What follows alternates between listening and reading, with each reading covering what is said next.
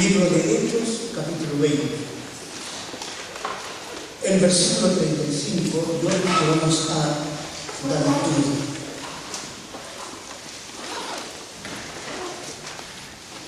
Y decirle que este tiempo es importante, como lo es todo culto, y el tiempo de la palabra es tan importante, más que todas las cosas, cuando usted empieza a practicar la palabra. Entonces, allí nosotros avalamos de que este tiempo es el mejor de los tiempos. Pero si no hay práctica en lo que se escucha y se tiene como un texto histórico, un relato, ¿no? Vino armonizado, organizado, no tiene mayor trascendencia la palabra. Por eso es que es importante considerar entonces esto, de que al escuchar la palabra tiene que tener el corazón del alma dispuesta para poner también en práctica lo que el Señor dice en su palabra.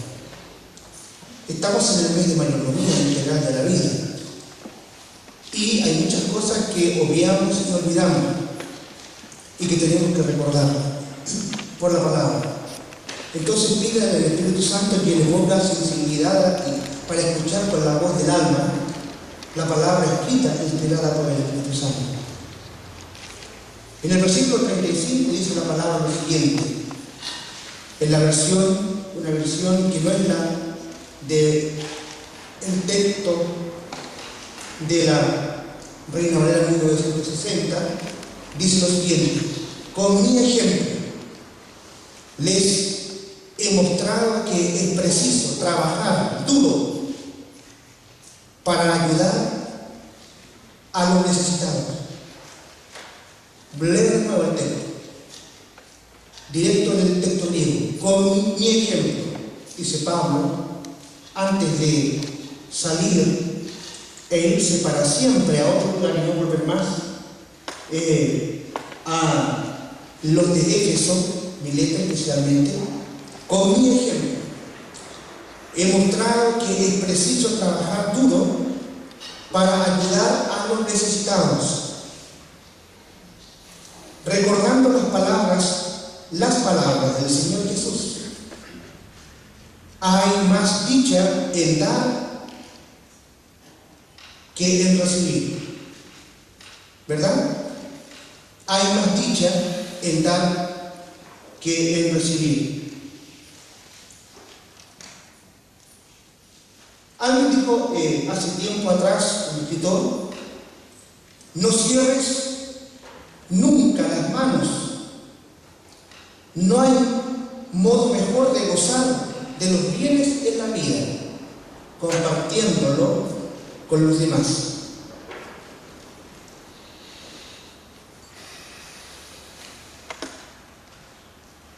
El proverbista, aquí en Proverbios capítulo 11, ustedes pueden buscarlo, él dijo lo siguiente: unos dan a manos llenas y reciben más de lo que dan. Otros ni sus deudas pagan y acaban en la miseria.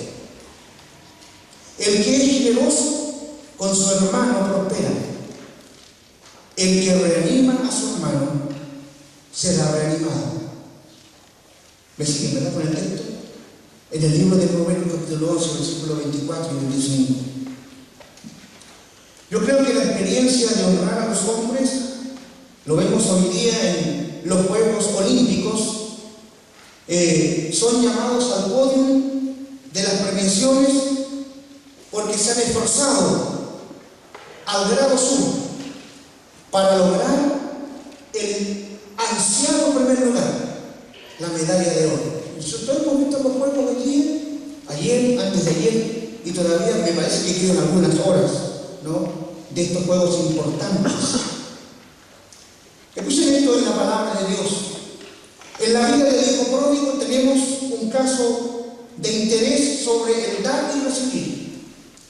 Cuando salió de la casa de su padre, dijo al papá: dame todo lo que me pertenece, entrega parte de la herencia que me corresponde. Nosotros hemos interpretado desde de respeto de este joven, ¿no?, que por su inmadurez toma esta decisión frente a su ser querido, que le ama. Ahora, el resultado de tal decisión lo llevó a vivir una total miseria al final del tiempo, a tal punto de desear, no dice que comió las algarrobas, sino que deseaba comer algarrobas, deseaba comer el alimento del cerdo, pero se le impedía comer. Y lo hemos interpretado como el hombre y la mujer que buscan las cosas del mundo, creyendo satisfacer sus deseos espirituales, sabiendo que las cosas materiales son efímeras y que no nos van a dar el sustento espiritual que tanto deseamos como hijos de Dios, o como personas, o como seres humanos. También podemos interpretar que la oración segunda que hace el hijo después de volver en sí, en su locura juvenil, a lo mejor en inmadurez, dice: hazme como uno de tus jornaleros. No quiere ser hijo. Escuchen la intención con que Jesús anuncia esta palabra. No quiere ser hijo. Hazme como uno de tus jornaleros. También podemos interpretarlo como cuando uno pide que el Señor haga un milagro nosotros, pero vamos a Jesús con una carta predeterminada. Hazme, límpiame, sáname, pero hazme lo que yo quiero. Hazme como uno de tus jornaleros. A veces nosotros queremos doblar en la conciencia de Dios para que Dios haga en nosotros y con nosotros lo que nosotros queremos y no lo que Dios debe hacer con nosotros. El padre tenía otra intención en su corazón. En su ignorancia el joven le dijo: hazme como uno de tus jornaleros. Pero esta oración tiene también sentido de dar, más que de recibir. Si la interpretamos desde el punto de vista, este joven le dijo a su padre: me entrego todo. No quiero ser tu hijo, me entrego. Haz conmigo lo que quieras. Me doy como una ofrenda delante de ti. Ya no quiero tener el primer lugar. Me ofrezco. Haz conmigo lo que tú desees. Y cuando este joven entrega su vida de esta manera a su padre, que representa a Dios en la parábola, termina con un fin feliz, una historia feliz. No tan solo el padre lo coloca como jornalero, porque no desea el padre colocarlo como jornalero, sino que dice que llama a sus empleados y le da un anillo, le viste con el mejor de los vestidos, le calza los pies polvorientos y sucios, y dice la Escritura: hace matar el novillo más gordo de la manada. Es así, ¿no? Porque la salvación y la misericordia de Dios es una misericordia total, absoluta y buenísima. Dios nunca nos otorga malos dones, al contrario, nos agasaja por lo mejor. Por eso cuando Jesús, aunque Jesús no lo dice, sino que el apóstol Pablo, cuando escribe, y otros de los apóstoles hace referencia: más feliz o más bienaventurado o más dichoso es el hombre y la mujer que da que el que recibe. Ahí vamos entendiendo entonces el contexto de estas palabras cuando nos invita el Señor a darlo todo, porque alcanzamos felicidad no en lo material. No estamos hablando de esta conciencia hoy día teológica de que si tú siembras mucho vas a recibir el doble. Cuidado, no estamos hablando de eso. No estamos hablando de siembra material para recibir más material. Estamos hablando de dar todo para ser felices, aunque no recibamos nada. Entregarlo todo al Señor. ¿Has dejado o has tenido esta conciencia o vives esta conciencia en el día de hoy? Este de dar, a lo mejor no entiendes muy bien lo que es la palabra bienaventurado, pero hoy día a lo mejor con estos textos que tú vas a subrayar, a lo mejor vas a descubrir algo interesante. Entonces, en primer lugar, según la carta de 2 de Corintios, capítulo 8, versículo 5, por favor, si lo buscan allí, 2 de Corintios, capítulo 8, versículo 5. Y como yo tengo la mala costumbre de no leer solamente el mismo texto, sino que leer el contexto, y ojalá pudiéramos leer todo el libro completo, porque quedaríamos claritos en relación a lo que el Señor quiere decir para nosotros. Entonces, teniendo ustedes el 5, yo leo del 1 hasta el versículo número 7 en esta versión. Ahora, hermanos, queremos que se enteren, escuchen bien esto, de la gracia que Dios ha dado a las iglesias de Macedonia. La gracia que Dios ha dado a las iglesias en Macedonia. Y lo digo al contexto. Están pasando tribulación, están pasando hambruna, hay una gran sequía. Por tanto, el imperio ya no tiene los recursos, lo tenga o no, no sé. Pero la cosa es que las iglesias estaban sufriendo en aquel entonces. Pero a pesar de la pobreza, a pesar de las dificultades y la tribulación que está sufriendo todas las iglesias del orbe, dice la palabra de Dios. Ahora, hermanos, queremos que se enteren de la gracia de Dios, que Dios ha dado a las iglesias de Macedonia. Parece que la gracia de Dios no solamente la salvación y la vida eterna, porque algunos se toman de esta parte nada más. Es importantísimo esto para la salvación del hombre, pero también coloca la gracia de dar el Señor. En medio de las pruebas más difíciles, su desbordante alegría, no habla de tristeza ni lloro, su desbordante alegría, su extrema pobreza, en la destaca aquí Lucas, su extrema pobreza, abundaron en rica generosidad, que es un don de Dios. Generosidad. El versículo 3: soy testigo de que dieron espontáneamente, escucharon que hubo problemas en las iglesias hermanas, escucharon que hubo necesidad y espontáneamente, sin obligarlos, tanto que no podían, y aún más de lo que podían, dieron, rogándonos con insistencia que le concediéramos el privilegio de tomar parte, aún de sus pobrezas, en esta ayuda para los santos. ¿Me siguen, verdad? Sigan el texto, por favor. Incluso hicieron más de lo que esperábamos, ya que se entregaron a sí mismos como ofrenda. Aquí estamos, Pablo, aquí estamos, hermanos. Nuestras vidas están puestas más que la ofrenda para el servicio de la obra del Señor. ¡Qué tremenda generosidad! ¡Qué tremendo compromiso con la obra de Dios! Y sobre todo con el Rey de Reyes, Señor de la obra. Miren, incluso hicieron más de lo que esperábamos, ya que se entregaron a sí mismos primeramente al Señor. Cristo en todo el Señor cantamos. Rey de Reyes y Señor de Señores. Cristo en todo, Señor. Y después a nosotros, aquí estamos, Pablo, conforme a la voluntad de Dios. De modo que rogamos a Cristo que llevara a feliz término esta obra de gracia entre ustedes, puesto que ya la había comenzado. Pero ustedes, así como sobresalen en todo, en fe, en palabra, en conocimiento, en dedicación y en amor hacia nosotros, en la predicación a la iglesia en Corinto. Ustedes que salen y sobresalen en todo, en fe, en palabra, en conocimiento, en dedicación, en amor hacia nosotros, agrego yo, y dones espirituales, procuren también sobresalir en esta gracia de dar. Amén. También para nosotros hoy día. No basta con llenarnos de un conocimiento teológico y de la palabra, si no se pone en la práctica. Este es el momento más especial del culto, pero no tiene ninguna validez si no lo pongo en práctica en la vida diaria. Y la primera cosa que el Señor nos invita a vivir hoy día es el dar. Es el dar.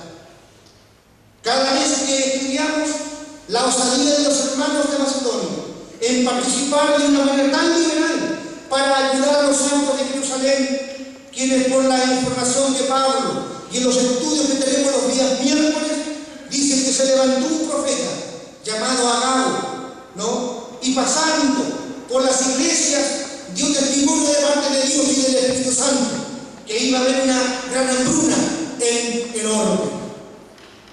Por lo tanto, descubrimos allí que en el momento de la crisis se manifiesta este don del Espíritu Santo en el corazón de la iglesia, el don de la generosidad.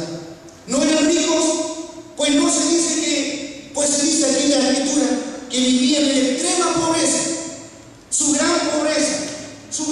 necesidad. No pertenecían a la familia de los fariseos, que eran muy legalistas en el asunto del tiempo y las ofrendas. Ustedes saben que muy bien ellos diezmaban del comino, del eneldo y de todas las partes más pequeñitas, haciendo casi una especie de ritual que llegaba a tener un sinsentido, ¿no?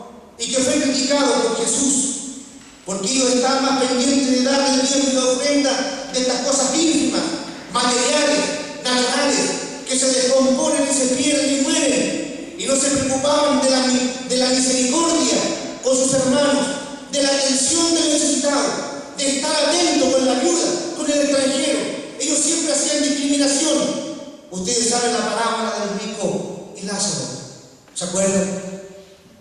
Ahí hay frases claves que Jesús usó intencionalmente en la parábola para hablar acerca de la discriminación, el odio y el desprecio que ellos hacían por aquellas personas que tenían necesidad. Eran hermosos y sencillos, que proveían de este modo a la gente que estaba a su alrededor. Sin embargo, la Biblia nos dice que antes de entregar su ofrenda para las hermanas iglesias que estaban pasando necesidad, se entregaron primeramente al Señor. Aquí está la clave de la generosidad. Cuando uno entrega toda la vida y lo que tiene al Señor, se despreocupa qué van a hacer con mi diezmo y con mi ofrenda. Se despreocupa para dónde van a ser destinadas. Yo entrego al Señor los bienes que le pertenecen, porque todo lo recibo de Él. De Jehová es la tierra y su plenitud, tu auto, tu casa, tus hijos, tu esposa, todo es del Señor. Tu terreno y todo el quehacer de tu trabajo pertenece al Señor. Tu vida pertenece al Señor. De Jehová es la tierra y su plenitud, el mundo y lo que en él habita. Por tanto, si consideramos que Él es el Señor, no tengo problemas en entregar todo al servicio del Señor. Y de lo que me queda, le pido que el Señor me ayude a administrar lo que también es del Señor. ¿No te parece? Son insospechables entonces los resultados de cualquier trabajo en la obra del Señor cuando uno primero se da y se entrega al Señor. ¿Te has entregado por completo al Señor? ¿Has entregado tus hijos por completo al Señor? ¿Has entregado tus bienes bajo el señorío de Cristo y del Señor? ¿Has colocado esas cosas que tanto te gustan y las juzgas de tal manera bajo el señorío de Cristo? Creo pensar que la razón por la cual la obra del Señor no está en el primer plano de mis prioridades es porque no me he dado completamente al Señor. Por eso que las iglesias adolecen, los ministerios adolecen, la gente hace cualquier cosa para poder sobrevivir, las iglesias cualquier cosa para poder sobrevivir y construir o hacer las cosas del reino, porque la iglesia, la mayoría, no nos hemos entregado por completo al Señor. No hay medida para nada cuando el objetivo primero es agradar al Rey de Reyes y Señor de Señores. No había un asunto más placentero, para Jesús, cuando hablaba acerca de dar, de entregar. Jesús lo demostró, no se quedó con palabras buenas, sino que entregó su vida por nosotros. Mas Dios muestra su amor para con nosotros, en que siendo un pecador en Cristo, se ofrendó completamente por nosotros. Amén. Ustedes me siguen por la palabra. Había un solo Señor. En aquel entonces, queridos hermanos y amigos, el César era el Señor. El imperio gobernaba la conciencia de las personas. Por eso cuando las personas decían Cristo es mi Señor, era una palabra donde ellos mismos se autoinferían una sentencia de muerte. Por tanto, no era fácil decir Cristo es mi Señor. Hoy día cantamos con tanta libertad, Cristo es mi Señor. Cantamos himnos acerca de que Cristo es el Señor. Cristo en todo el Señor.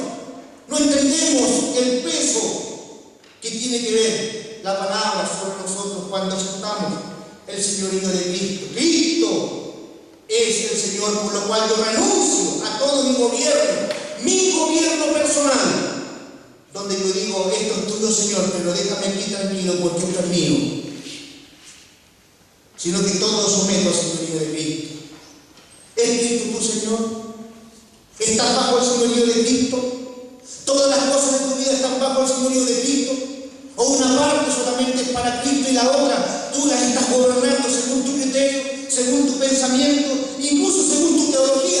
A lo mejor estás gobernando esa partecita y no las has entregado al Señor y siempre estás justificando. No, esto, Señor, déjame tranquilo, no me lo toques porque yo lo sé administrar, pero lo demás gobierno tú como quieras. Allí está Cristo en todo el Señor.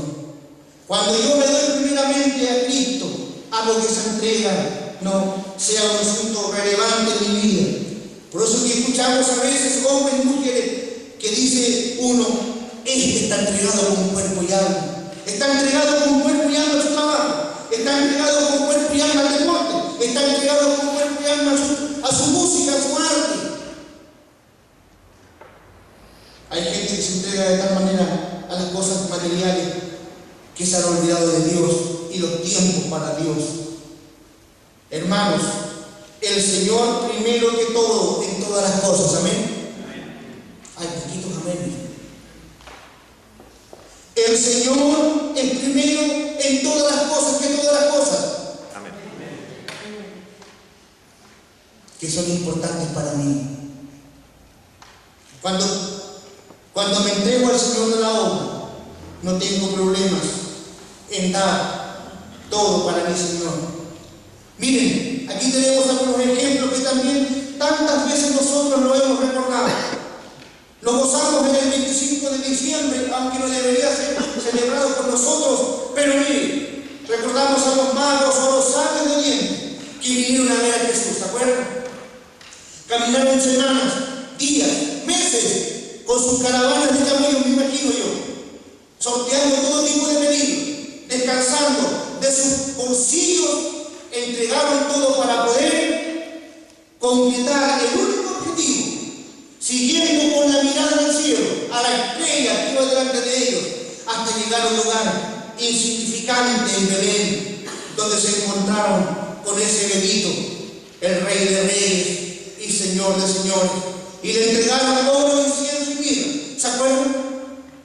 Pedro, otro caso, dice que aún estando en la barca y siendo pescador, después que se subió sus ropas porque estaba semidesnudo, le entregó la barca a Jesús para que Jesús subiera a la barca y de ahí predicara el mensaje poderoso. Tantas lecciones que hemos escuchado que Jesús lo dio desde la barca de Pedro y de algunos pescadores, todos colocando al servicio del Señor sus elementos. Cuando Jesús se encuentra con Zaqueo, que estaba arriba del sicómoro de árbol porque era pequeño, dice la palabra de Dios que viéndolo Jesús le dijo: Zaqueo, es necesario que hoy baje a tu casa, quiero estar contigo, necesito estar contigo, es necesario. Y dice que prontamente bajó del árbol y entró a la casa con él, y llamando, imagino, a todos sus amigos, a todos sus compadres, a todos sus paisanos, se reunió con ellos para comer con Jesús. Y en un instante dice la palabra que Jesús se levantó en la mesa, ¿se acuerdan? Porque estaba recostado como era costumbre de los judíos comer ahí en la mesa. Se levantó, me imagino que se puso en pie, y allí dijo: hoy ha venido la salvación a esta casa, ¿se acuerdan?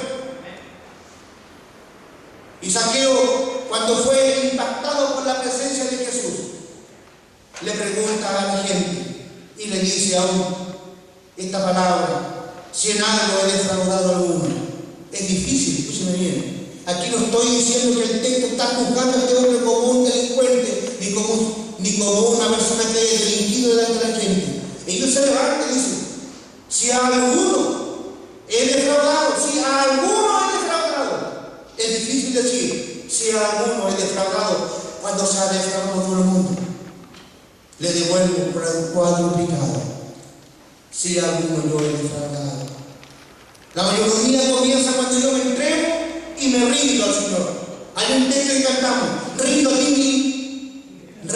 Señor, mi rico ser. Amén. Mentira, no dice el texto así. Ustedes que me ven así la cabeza. Rindo a ti, Señor, mi pobre ser. Quiero hoy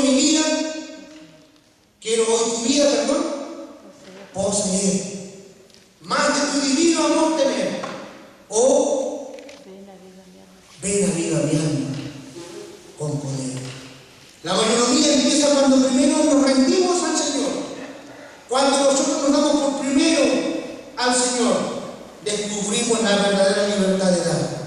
Si usted todavía no ha rendido su vida a Cristo, si usted no ha recibido el señorío de Cristo o no se ha colocado bajo el señorío de Cristo, usted no puede dar, porque le va a costar. Siempre va a estar renegando, siempre va a estar cuestionando, incluso la Escritura, no que el pasado, no que el presente, no que no corresponde esto, no que no corresponde a otro, no que yo interpreto teológicamente la cosa de dar de esta manera.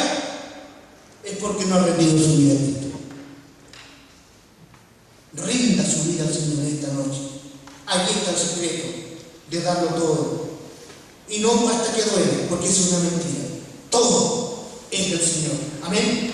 En segundo lugar, por favor, capítulo 9 de Primera de Corintios, otra vez. 9, versículo 7. Y subrayenlo, por favor, allí. Otro versículo. Y vuelvo otra vez a leer el contexto, porque es importante leer el contexto, ¿verdad? Porque siempre leemos a la rápida la palabra de Dios. Capítulo 9, versículo 7 de Primera de Corintios, léalo por favor. Versículo 6, leo en adelante, hasta el versículo 7 y un poquito más. Recuerden esto: el que siembra escasamente cosechará. El que siembra en abundancia cosechará. Cada uno debe dar según lo que haya decidido en su corazón, así que la mente. No de mala gana, ni por obligación, porque Dios ama al que da con alegría. Escuchen bien la promesa. Y Dios puede hacer que toda gracia abunde para ustedes. Así como abundó la gracia sobre la iglesia de Macedonia, también puede abundar la gracia de Dios sobre ustedes. De manera que siempre, en todas circunstancias, tengan todo lo necesario: vestido, carne, pan, lo que usted ahí ponga en su mente, y toda buena obra abunde en ustedes. Como está escrito: repartió sus bienes entre los pobres, su justicia permanece para siempre. El que sufre la semilla al que siembra, también le sufrirá pan para el que coma. Aumentará los cultivos y hará que ustedes produzcan una abundante cosecha de justicia. Ustedes serán enriquecidos en todo sentido, para que en toda ocasión puedan ser generosos, y para que por medio de nosotros la generosidad de ustedes resulte en acciones de gracia. Amén. Sigue el texto, ¿verdad? En el contexto está el versículo número 7. Recuérdales: cada uno debe dar según lo que haya decidido en su mente, no de mala gana ni por obligación, porque Dios ama al que da con alegría. Entonces, cuando nos damos generosamente al Señor, nos rendimos primeramente a Él nos pone en nosotros la libertad de dar. Jesús libera nuestras amarras para que naveguemos en el ancho mar de la generosidad. El texto que tenemos para esta parte nos dice: cada uno dé como propuso en su corazón, no con tristeza ni por necesidad, porque Dios ama al que da alegremente. ¿Estás entregando todo al Señor alegremente? ¿O estás sintiendo lo que estás entregando? ¿Estás sintiendo tristeza porque no sabes para dónde va destinado lo que entregas? ¿O estás cuestionando la forma como se distribuye la administración de los bienes de Dios? Nos habla de la actitud correcta para dar para la obra del Señor. Note que lo primero que se menciona es el corazón. ¿Me sigue, verdad? El corazón. Cada uno de según lo que haya decidido en su mente. Si que tiene que ver corazón con mente, con la cabeza. Usted piensa lo que va a dar. Esto es, si el texto dijera de una manera más, para nuestro contexto, cada uno siempre se haría presente a la hora de dar. Cada uno, como propuso en su cabeza. La manera está sujeta allí, en nuestra mente. Tal vez la cantidad, tal vez para la necesidad. Usted no puede dar porque tu presupuesto no aguanta más salidas. Esa es la lógica de la mente. Sin embargo, el corazón actúa diciendo: lo primero que haré con mi salario será apartar lo que le corresponde al Señor. corazón, solamente ama. Por eso la propuesta en el corazón libra al creyente de dar por tristeza o por necesidad. Doy por tristeza cuando pienso que ese dinero o ese aporte o esa ofrenda podría usarlo para asuntos más urgentes. Hay personas que dicen, no, me retengo lo que pienso dar y lo voy a mejor donar al hogar de Cristo, a lo mejor alguna entidad, a lo mejor alguna necesidad que yo veo según mi criterio. Doy por tristeza cuando escucho mal el concepto que otros tienen respecto del destino que se le dará a mi generosidad. Mire, se da al pastor, te está alimentando o engordando el que está delante de la iglesia. Es de igual manera, dar por necesidad es hacerlo solo para completar la demanda de la iglesia o parte del presupuesto. ¿Sí? Por necesidad. Voy a dar para cumplir con la meta de construir la iglesia. Voy a dar para cumplir la meta de terminar el edificio. Eso es dar por necesidad. ¿No? Porque por necesidad limito mi ofrenda. Tenemos un presupuesto de 350.000 pesos ideal que se ha propuesto pastoralmente desde los inicios de llegar acá. No hemos completado ni siquiera el 50%, bueno, un poco más, una o dos durante este tiempo, porque nadie quiere sacar por familia una cantidad que es lo mínimo. Tendríamos ya terminado ese edificio. Siempre estamos dando según la necesidad. Si doy, me va a faltar para pasajes. Sí. O me doy a la iglesia y voy a quedar alguna vez sin presupuesto. Ninguna de estas actitudes es legítima delante de Dios. Así que es mejor no hacerlo. Si usted no quiere dar si quiere dar por tristeza o por necesidad, mejor no lo haga. Pues en lugar de participar en todas las bendiciones que tiene que ver con el dar, se constituye para usted una pesada carga. Y el fin será amargo, porque en realidad eso no es lo que quiere el Señor. Debemos hacerlo de una manera gozosa. Dios ama a quién? Al dador alegre. No le ama a la iglesia. Aquí no dice le va a amar al pastor o le va a dar la oportunidad para que usted hable y administre, no. Dios ama al dador alegre. Dice la palabra, alegre, ¿cierto? Observen bien esto. El texto no dice Dios admira al que da. No dice Dios reconoce al que da. No dice Dios elogia al que da. No dice Dios ayudará al que da. No dice Dios prosperará al que da. No, de ninguna manera. Dios ama al dador alegre. Dios ama. Cambia el sentido del texto, ¿no? Cuando usted lo lee así. Así que si usted da mucho, no espere que va a recibir mucho. A lo mejor no va a recibir nada. Pero usted da con gozo al Señor. Nuestra salvación se hizo por amor. El perdón de nuestros pecados se hizo por amor. La fidelidad y la misericordia de Dios es por amor. Ningún asunto puede llenar más la vida del cristiano y con gozo que el amor de Dios. Hay un canto que cantaba con un barculito. El amor de Dios es maravilloso. Tan grande, tan profundo, tan ancho es el amor de Dios. A veces no dimensionamos lo que cantamos, pero aquí el Señor nos invita a reflexionar. Por eso yo creo que las palabras que esperamos de parte del Señor, bien hecho conmigo, bien hecho, en lo poco has sido fiel, en lo mucho te pondré. Ten posesión del gozo del Señor. ¿Se puede dar sin amar? Por supuesto que sí. Pero no se puede amar y seguir amando al Señor si no estamos dispuestos a darlo todo para el Señor. Otro texto, el penúltimo, 1 Corintios 16, versículo 2, hablando de la economía. Lo primero, dijimos, darnos por completo al Señor, que es la primera parte, ¿verdad? Dichoso el que se da completo al Señor. Dichoso el que nosotros nos hemos propuesto en entregar lo mejor para el Señor de corazón. 1 Corintios 16, versículo 2. 1 Corintios 16, versículo 2. Y lo tenemos allí también. Y leo los tres versículos, o 4, para que no perdamos el hilo de este diálogo que el Señor tiene con nosotros hoy día, que es la parte más importante del culto, de la celebración que hemos venido a entregar al Señor hoy día.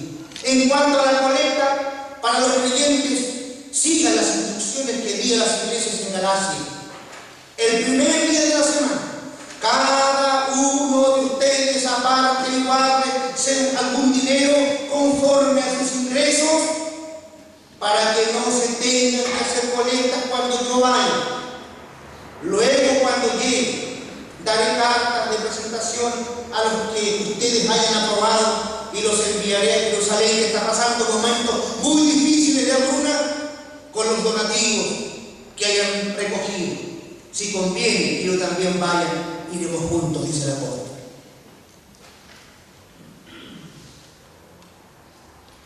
Con esto entramos entonces a la otra parte que nos desafía el Señor por medio de su palabra, la fe. Cuando la Biblia nos anima a dar, no lo hace bajo un programa riguroso e inflexible, más bien apela al sentido de la liberalidad. Un predicador del siglo XIX dijo lo siguiente: gana todo lo que puedas, pero da también todo lo que puedas. A veces estamos orando para que los nuestros tengan buenos trabajos, pero cada vez mientras más trabajo tienen, más remuneración tienen, los corazones son más egoístas para el Señor. Cometemos más pecados en orar por aquellos que quieren más bienes, porque lo hacemos de alguna manera más con problemas delante de Dios. Deberíamos tener discernimiento en lo que estamos orando. Si el Señor te aumenta tu presupuesto el día de mañana, si te llena de miles y millones de bonos, con mayor razón la liberalidad tendría que estar presente en la iglesia. Ninguna iglesia debería ser pobre delante del Señor. Ninguna iglesia debería adolecer en sus presupuestos para mantener el reino y la obra del Señor. Porque así como Dios nos prospera, así también somos liberales delante de Dios. ¿Se acuerdan cuando usted era mundano y no conocía al Señor? ¿Cómo generoso era? Rodeado de amigos y de amigas. Porque usted era bonachón, lo tenía todo para compartir. Con mayor razón en la obra del Señor. Por eso que este predicador del siglo XIX, Wesley, dice: gana todo lo que puedas, trabaja todo lo que puedas para ganar todo lo que puedas, pero da todo lo que puedas al Señor, así como has prosperado. Se pone en evidencia una de las cosas que el Señor desea, es que cada uno de los santos sea prosperado bajo el sol. Lo estamos predicando un mensaje de prosperidad. Trabaje. El texto al principio dice: ustedes saben que yo trabajé duro. Pablo era un constructor ¿de qué? De carpas. No era fácil en aquel momento, me parece que no había máquinas para hacer carpas. Se hacía todo a mano, tal vez con mucho esfuerzo, y las telas eran muy duras. Las manos, me imagino, de Pablo entumecidas por el trabajo constante, duro, para sobrevivir. Él puede como ejemplo. No es malo prosperar, no es malo trabajar, trabaje todo lo que pueda, pero el texto dice: para ayudar, para bendecir, para compartir con aquel que lo tiene. ¿Amén o no? Eso dice el texto, y usted lo ha leído profundamente. No dice para que acumule como el rico necio, llegó su granero, destruyó lo 1, 2, 3 y construyó nuevos, y acumuló y hizo cosas bonitas. Tonto, no sabes, mañana te van a pedir tu alma, y lo que has construido, ¿para quién será? Tu hijo, tu nieto que venga, ni siquiera va a utilizar bien lo que tanto has cuidado. Yo he visto cuántas veces que hermanos ni siquiera quieren ocupar sus vehículos para servir al Señor. No me toques el vehículo, que estos cabros me van a manchar el vehículo, que me lo van a bañar, que los tapices de aquí y de allá. Y cuando murieron después, los autos parecían carrozas llenos de niños, todo hecho pedazos, hasta los elementos salieron. ¿De qué le valió? ¿De qué le valió cuidar tanto de los elementos cuando al final el que viene en segundo lugar hace lo que quiere con lo que nosotros tanto nos hemos preocupado? Entregue las cosas al servicio del Señor. Gócese sirviendo con lo que Dios le ha multiplicado. Adore al Señor, alabe al Señor, bendiga al Señor, bendiga a sus hermanos con lo que tiene. Que es muy bueno que usted vaya prosperando. Ojalá tenga una casita en la playa. Mejor todavía. No tenga miedo que los tsunamis no van a matar el mundo. La Biblia dice bien claro que las cosas van a pasar al viento. Así que usted no se preocupe que va a ser abogado de ninguna manera. ¿Es así o no? Ya. Lea la carta Paulina, o sea, las cartas de Pedro y otras. Entonces, esto nos plantea, querido, mirar para el Señor va a variar de pueblo. Por supuesto, a mi salario real. Mientras más recibo, más me requiere el Señor. Y esto es lo que Dios pide para nosotros. Si estoy dando lo mismo que antes del aumento de mi último salario, entonces no es verdad que Cristo es el Señor de mi vida.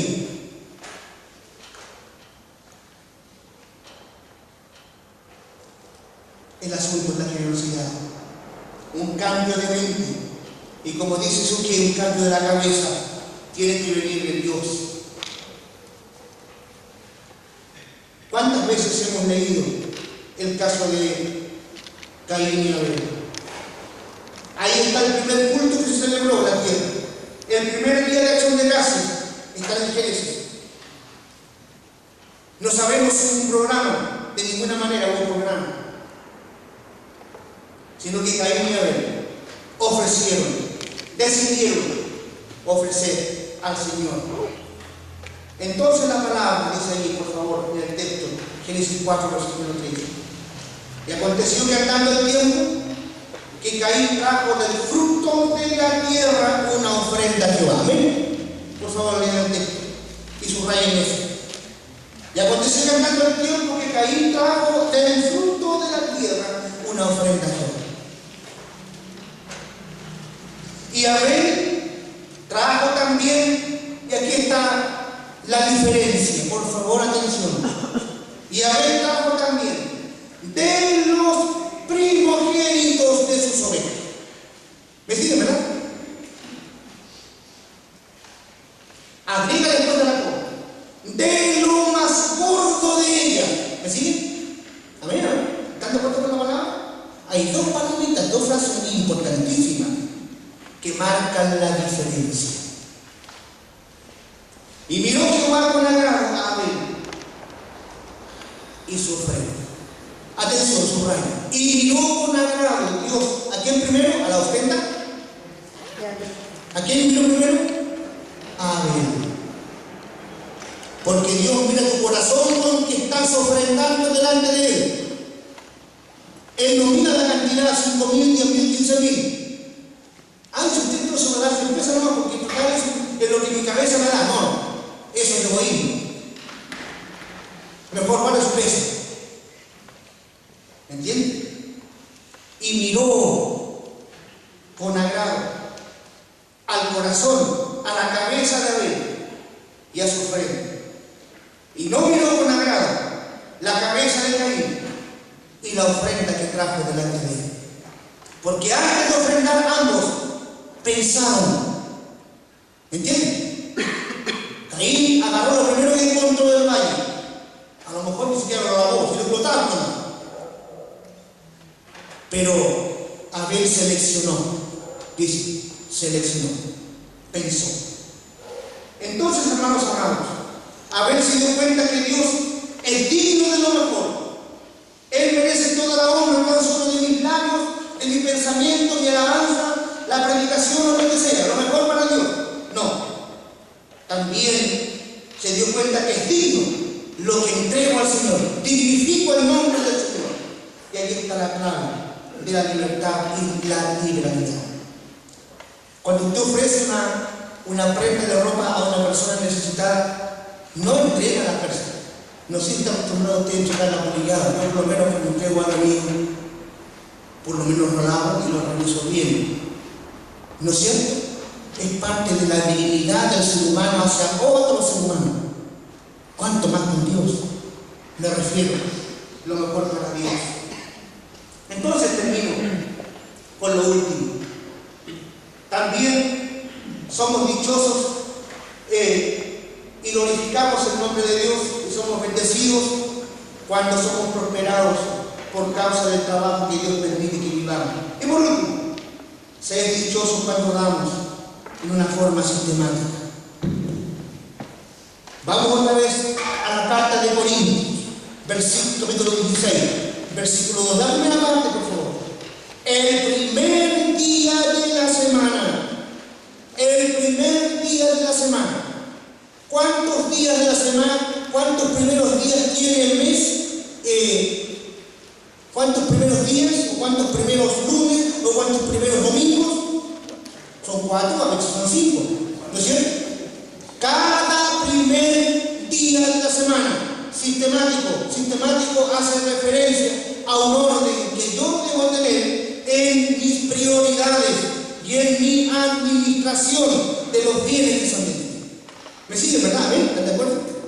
Hay una administración. El primer día de la semana, o cada primer día de la semana, cada uno dice aparte y guarde algún dinero conforme a sus ingresos,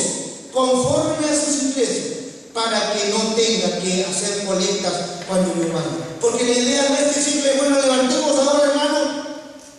La idea es que usted ya traiga algo especial preparado para Dios. Me gusta mucho cuando se reciben las ofrendas en silencio. No estoy diciendo que se reciban billetes, no, silencio. Es porque usted ya ha apartado, usted ha traído y lo coloca en su mano y espera el momento de dar gracias a través de la ofrenda. Y no empieza a buscar la última chauchita, ¿verdad? Y el desorden que se hace porque no hemos seleccionado lo mejor para el Señor. Entonces Pablo, el apóstol, vuelve a recordarle a sus hermanos su compromiso con la ofrenda, su compromiso con la ayuda a los necesitados de Jerusalén que están en problemas, la forma como él recomienda bíblicamente que se haga. Todo se revela la palabra de Dios, no solo la importancia de la ofrenda, sino el orden y la manera sistemática como usted y yo tenemos que hacerlo cada primer día de la semana. Para nosotros es el domingo, para otros es el sábado, para otros es el miércoles. Creemos que este día es el día del Señor. Le glorificamos por su resurrección. El día cuando nos reunimos para adorar a Dios como hermanos, como familia de Dios, en el nombre de Jesucristo. Es el día que nos recuerda la razón de nuestra vida, la razón de que Cristo resucitó en nosotros un día, porque vino a morar en nosotros. Recordamos su sacrificio, le alabamos por su gran misericordia. Y el creyente sabe y está gozoso porque el Señor inundó su corazón con su gracia. ¿Amén? Todos aquí estamos contentos y gozosos porque Dios hizo un milagro con nosotros. Amén. Y por eso que le alabamos, por eso que le honramos, por eso que nosotros cantamos. Bendición. Ponga aparte algo. Ponga aparte algo, separe en su casa, planifique su ofrenda. A mí me gustaba mucho cuando mi papá me entregaba cada uno su ofrenda y me decía, no, papá, usted hasta un chiste porque ya te conozco. Más de alguna vez gastó las ofrendas que el abuelo papá le dio. A lo mejor, ¿qué sabe? No lo sabe. O a lo mejor yo soy un pecador y no va al cielo. Pero siempre me dijo, no gasto la ofrenda, cuidado de los dulces y te arranque. Incluso tenía la costumbre de separar la mitad de la ofrenda para el templo y la otra me la gastaba en. Ustedes saben, más de alguno que lo hizo. Bueno, ya está perdonado por eso. Pero eso habla, hermanos, de planificar bien. Prepare la ofrenda para el Señor, porque en ese momento usted consagra esta ofrenda al Señor como algo precioso para Dios. En Éxodo capítulo 25, versículo 2, hay una orden de parte del Señor. Dice, ordénales a los israelitas que me traigan una ofrenda. Éxodo 25, 2. Ordénales a los israelitas que me traigan una ofrenda. ¿Escuchó bien? No es los bautistas los que le han ordenado. No, esto es algo de Dios. ¿Estamos de acuerdo? Ya. El Señor habló en ese que dijo, ordena a los israelitas, mi pueblo, que me traigan una ofrenda. La deben presentar todos los que sientan deseos de traerme. No es algo obligatorio, pero cuando yo veo las manos de Dios moviéndose, ¿verdad? Lo hago con generosidad. Como ofrenda se les aceptará lo siguiente, y aquí coloco un orden: oro, plata, bronce, lana teñida de púrpura, carmesí y escarlata, lino fino, pelo de cabra, especies, pieles de carnero teñidas de rojo, pieles de delfín, no sé de dónde la obtendrían, pero allí está, madera de acacia, olorosa, aceite para las lámparas, aceite de oliva, especias para organizar el aceite de la unción, para el sacerdocio y el incienso, y piedras de onice, y piedras preciosas para adornar el efod y el pectoral del sacerdote. Ahí está la orden, ¿verdad? ¿Me siguen? Ahí está. Pero hay algo más en esto. Estas palabras nos hablan de la constancia cuando damos para la obra del Señor. Cada día, con frecuencia, sistemáticamente, guárdelo, apártelo. Significa para mí una ofrenda consagrada al Señor, especial para el Dios Todopoderoso. Por tanto, no es obligatorio y tampoco negocio, porque la parto con alegría, con gozo. En mi casa usted empieza a ofrendar, ¿o no? En la casa usted empieza a ofrendar. En su casa empieza a adorar. En la casa empieza el acto de la ofrenda. Cuando me pinto bonito, me peino, me arreglo, me termino, me doy cosas por el estilo, ya me estoy presentando como una ofrenda para el Señor.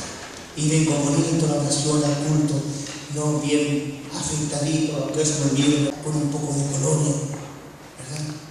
Desodorante, maquillito, vengo en actitud de verdad. ¿O no? ¿Es así? Sí, pues. No es un desfile de moda, sino que es una presentación delante del Señor. Bueno, cuando se puede.